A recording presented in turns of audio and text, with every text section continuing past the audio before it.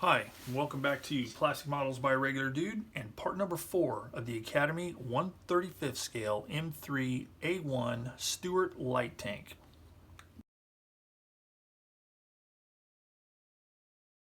Again, welcome back. So today, as you can see, we are going to start doing some weathering.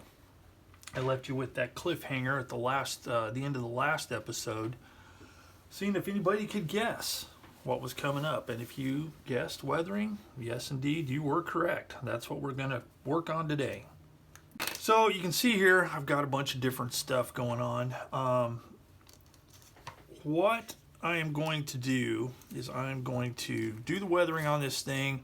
I will demonstrate a little bit of each technique, and then we'll just kind of summarize. I'm not going to bore you with a whole lot of stuff. So as you can see here, we've got some 502 Abtailoon oil colors, and then we have some Vallejo pigments, some pigment fixer, and then some assorted tools to accomplish all of this weathering with. So the first thing we're going to do is we're going to do some oil work. So I'm going to move all this stuff out of the way here, and what I'm going to use, I'm using these two colors here. We've got dark mud and we've got light mud. This dark mud is it doesn't match the colors of the bands on the actual tube. So let me show you what they look like. This is kind of a dark grayish brown color. And then this one here is a kind of a khaki tan color almost. That one matches a little closer, but you can see what they look like there. So what I like to do with these is I like to mix some of these up. I mainly apply this full strength right out of the tube, or whatever I put it on, and then I use a dry or ever so slightly moistened brush to work it into the corners, around details, anywhere where I want some like dark and light, and just get some variation going on in this whole thing. And I'll demonstrate what I'm going to do, but a lot of it is like, making darker areas with the darker color, using this to lighten up some areas and add some staining and so forth. So I'm going to get my brushes out, my thinners, get everything set up, and I'll show you how I start working on this. All right, what I do, let's take this dark color, for example, as the first example. Let's see, I got to get this off here first. And I do this before I do my my pigments. Let's see, let's start right down here. So I just use a small brush, and then that pigments that I've put on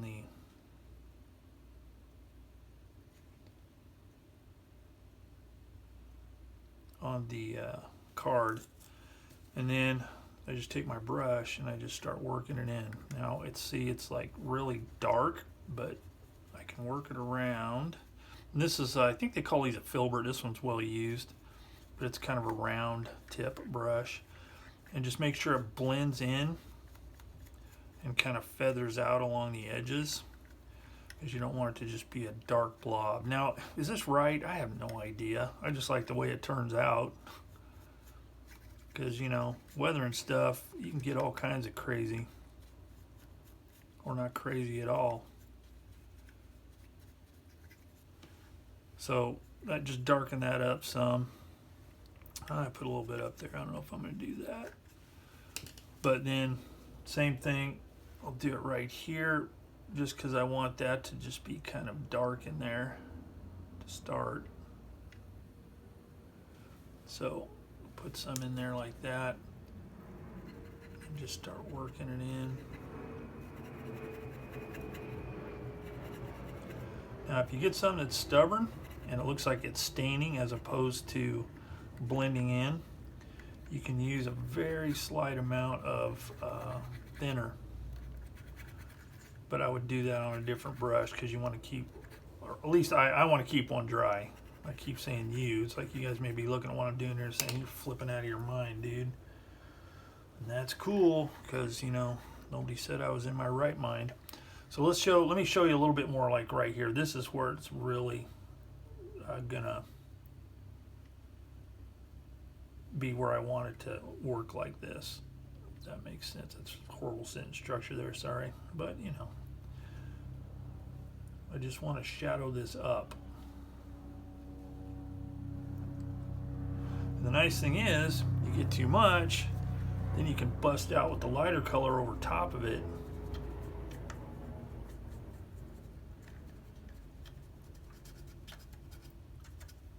And lighten it up again. Now see, this is pretty subtle, and that's kind of what I'm looking for here, because a lot of this is just going to be covered up, but it's just layering this stuff up so it's not just completely monotone. And that's kind of important, especially on a vehicle like this, because, you know,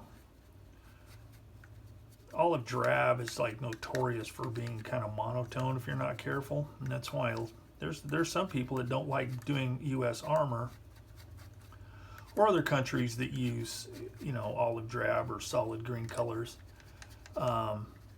They don't like doing it just because it's so monotone. That's why a lot of people like doing German armor, because they have all those interesting camouflage schemes, wide and varied camouflage schemes. So again, remember, a lot of this can be covered up, so it doesn't have to be perfect. That's just to give it some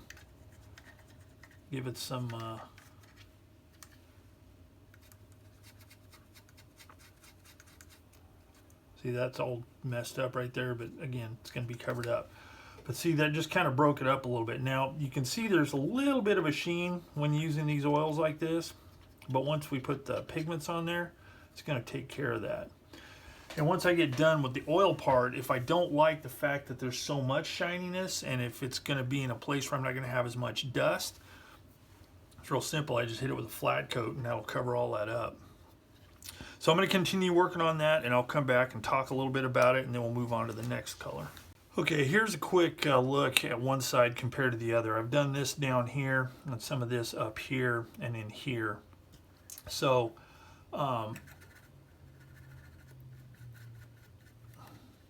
again, a lot of this is subtle, and you may not even be able to really see it on the video, but you know, there's some stuff going on here. I did some stuff on the bogies and on here, a little bit in there compared to this.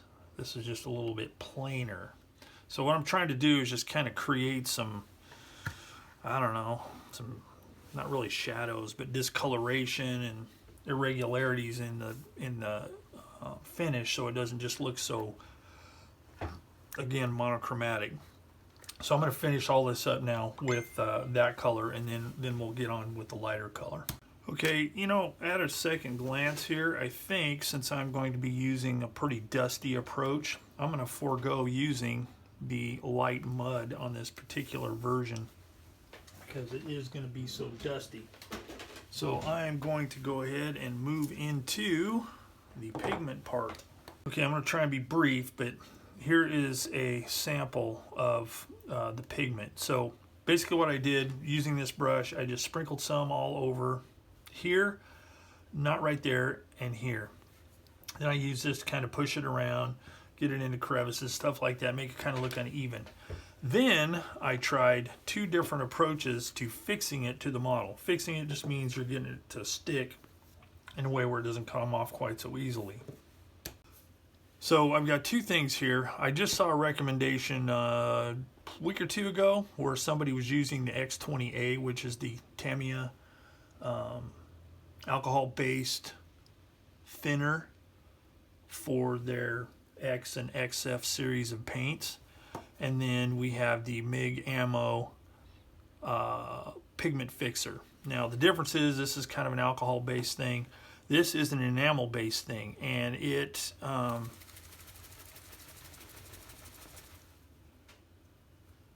it's not just enamel thinner, it's got something else in it, because you can see there's some that's settled on the bottom.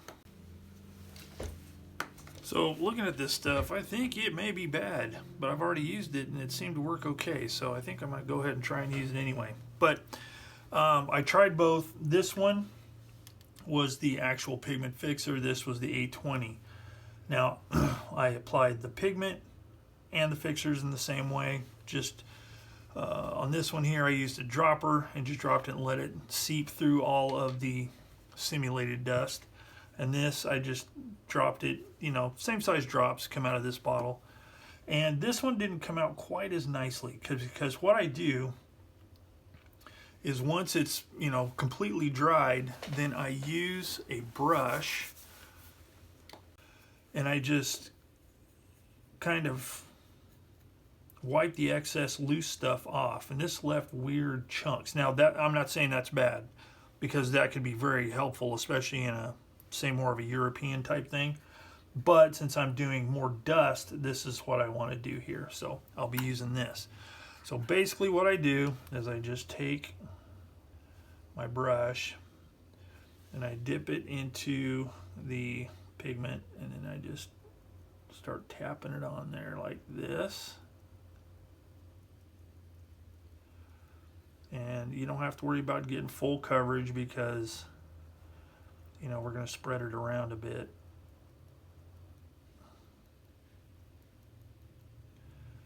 All right, that looks pretty good. So then I just use this and just kind of push it around a little bit. And this, it's important that you have a flat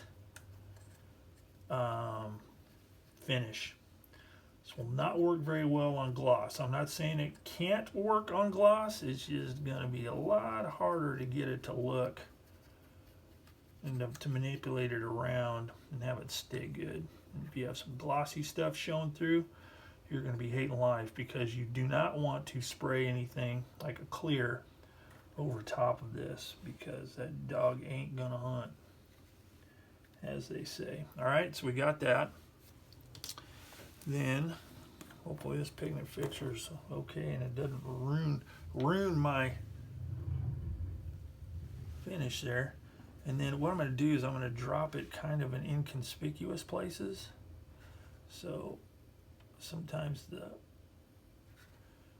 the drop will kind of push some of the pigment out of the way. So just do this. That, and then we're going to let that dry really good.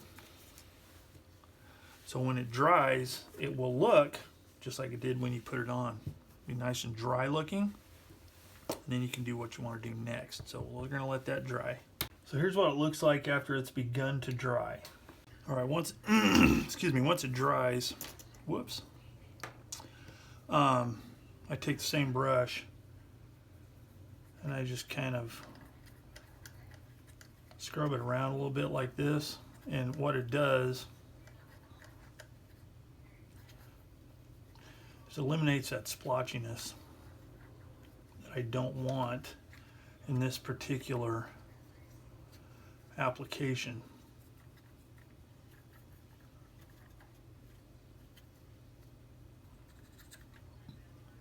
So like that, blow off the excess, and voila, there we go. That's ready to go, pretty much.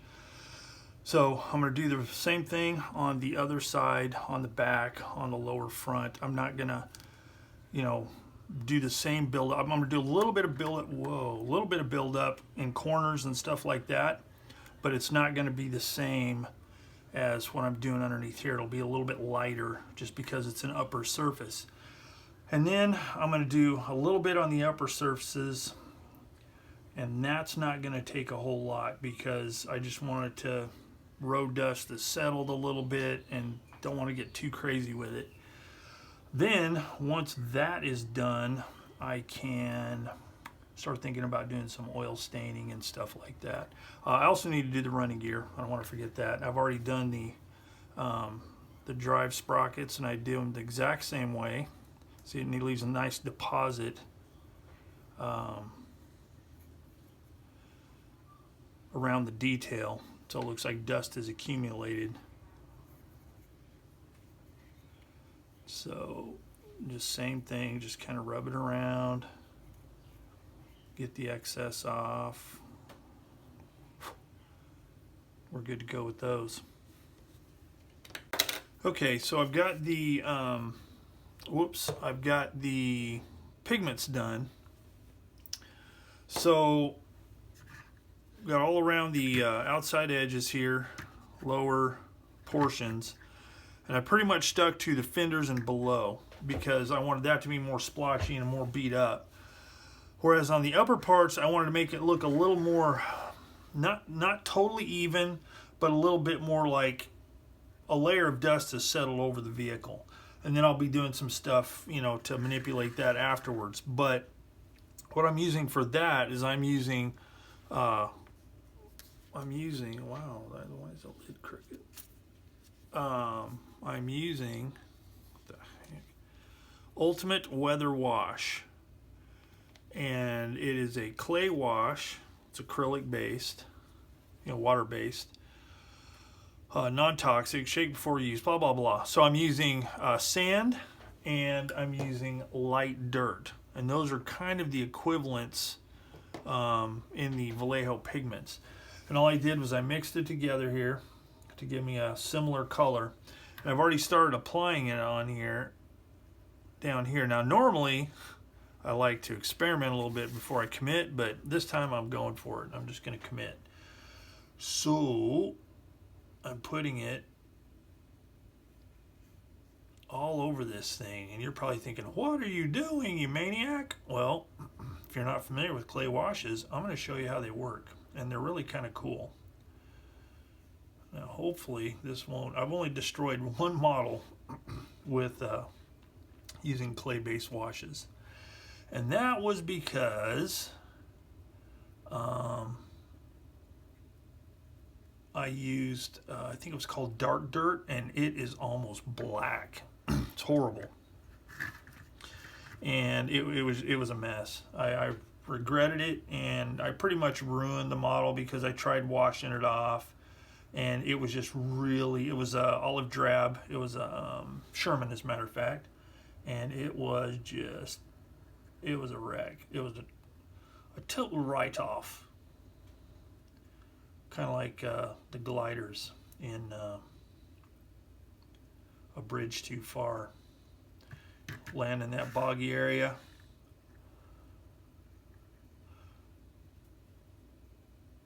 Basically does an endo in the old motorcycle nomenclature, and boom, total write-off. So anyway, that just pretty well was wrecked, and I was kind of bummed. Fortunately, I'd gotten some photos of it before I did the wash, because the wash was kind of an afterthought, and I shouldn't have done that. But there you go. That's what happens. I look at every model project as an experiment, because it really is. So anyway, I'm going to put this stuff on here, all over it, and then I'll come back and show you what we do after it dries. Alright, so here's what we got. Pretty awesome looking, huh? Well, here's what we have to do. What we have to do is rub all of this off. How do we do that? Well, you can use Q-tips, stiff brushes, whatever. And as you can see, it rubs it off, just leaves it kind of faded looking. And if you don't have a place to hold it, I would suggest gloves, because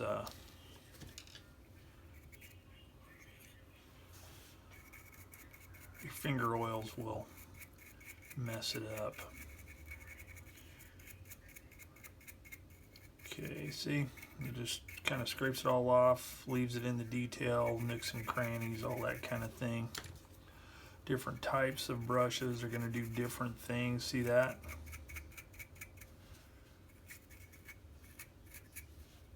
This is the oldest brush I've got from my art school days back in the 1980s.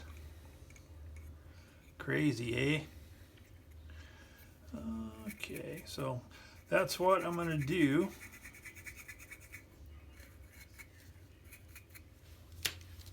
Whoops. Then for like the surface, and yes, the bottom of the turret basket's cut off because it was hitting that. You're not going to see it, so I chopped it off. Sue me. You can use Q-tips. See, it just leaves all the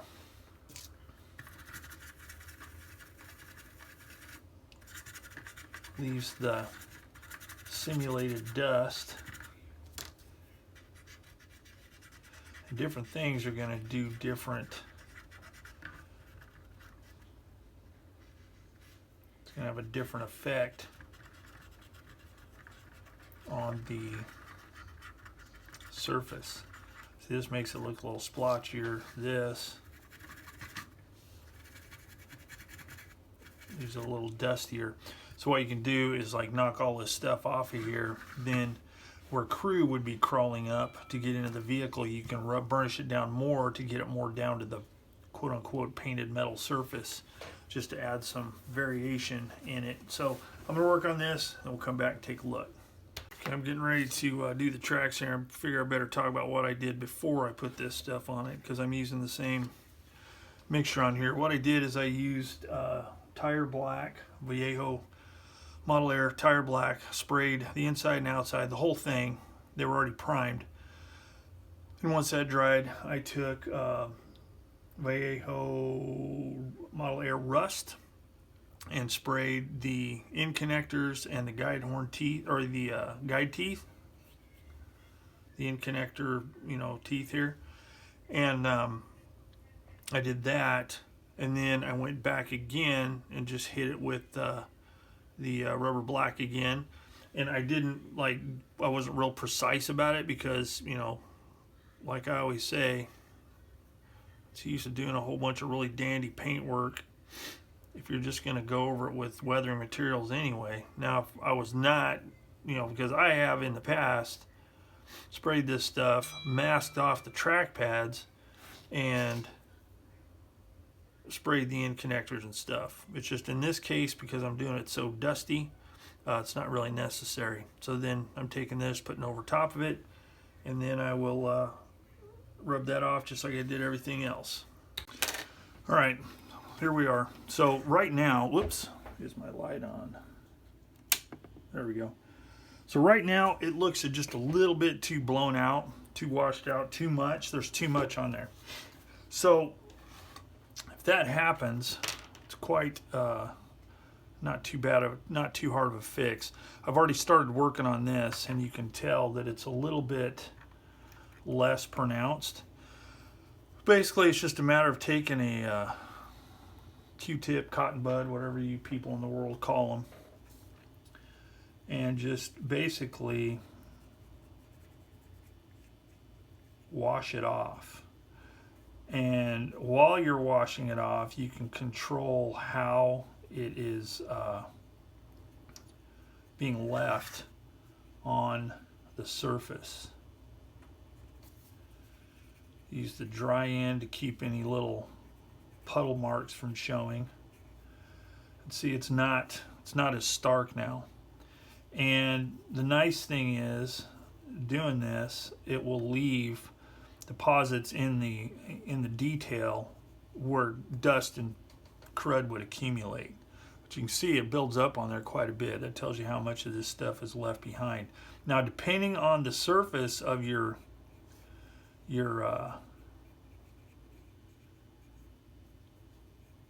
finish, it's going to determine how much of this stuff is left behind whenever you first apply it. If you were to do this on a flat surface, it'll work, but you got to be going for a specific look, because it is really going to alter the appearance of your paint, because the rough surface of a flat finish is really gonna collect and hold the pigment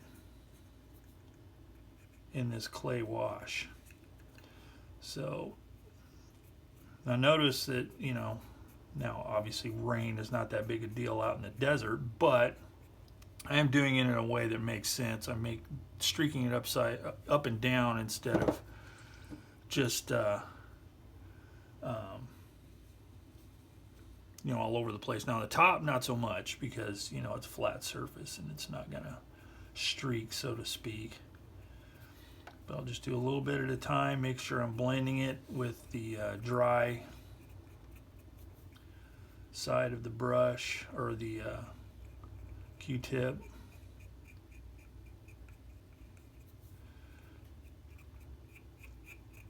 Like that. Now see, that's way better. It's not quite so harsh and washed out looking.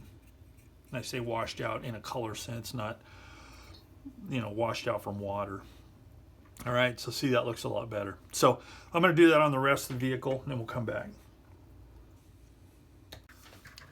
Just another quick note, for bigger areas, I'm using a dampened paper towel or kitchen towel, again, depending on where you're from.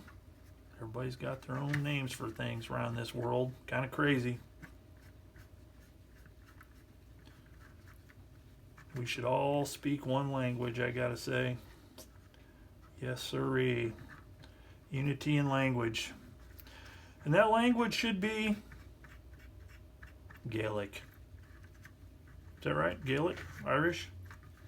That's what I'm thinking. I'd love to learn how to speak that. But anyway, just doing this takes off more time. Then I can use a Q-tip / cotton bud if I want to clean it up further. But see, we're already getting a lot more of the starkness off. And I also have to say that I'm kind of digging the fact that we're getting a lot of some of the darker stuff that I did showing through.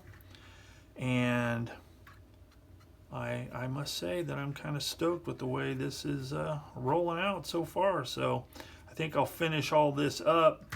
I'm going to do the same thing to the tracks, so I won't talk about that. I'll get those installed, and then I'll come back and we'll see where we are. All right, I'm working on a little bit of extra stuff that I want to put on the vehicle. So I had these resin boxes. I can't remember where I got them from. I think it might have been Value Gear. But they have really good texture to them. Really nice looking, yet simple boxes. So I used light brown to spray them. Vallejo light brown Malt Air. And then I used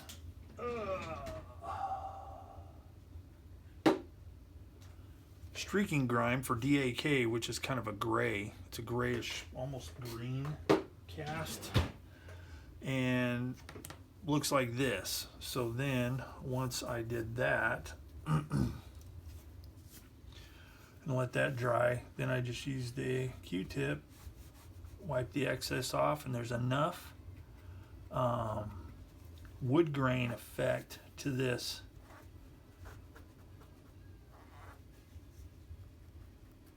casting that it leaves a really nice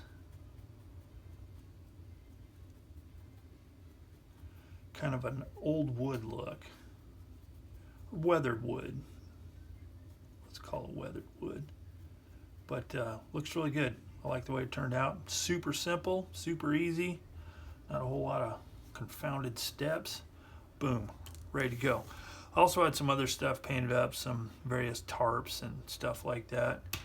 Got this little deal here I'm working on, which is some kind of fabric item with a couple of US M1 helmets on top of that. So I'm going to work on those. We've got the cable almost done. I've got it painted, and now I just need to, I want to run some graphite on here to give a little bit of metallic sheen, and I can glue those onto the vehicle. So I think what I'm going to do is I'm going to end this video right here and call it quits on part number 4 of the Academy 135th scale M3A1 Stuart Light Tank. So next time when we come back, it's going to be the final reveal and my thoughts on the whole kit. So I'll do a final reveal, have a slideshow, I'll try and keep it short and sweet, talk about the highlights, etc. So as always, thanks for watching Plastic Models by a Regular Dude. If you want to keep up with more of my stuff, hit the subscribe button. If you like this video, hit the like button. It's a jolly old pat on the back for a bloke such as me. even though I probably haven't looked at the like results in quite a while. Strange how that works. Anyway, again, thanks for watching Plastic Models by a Regular Dude. See you next time for part 5, the final.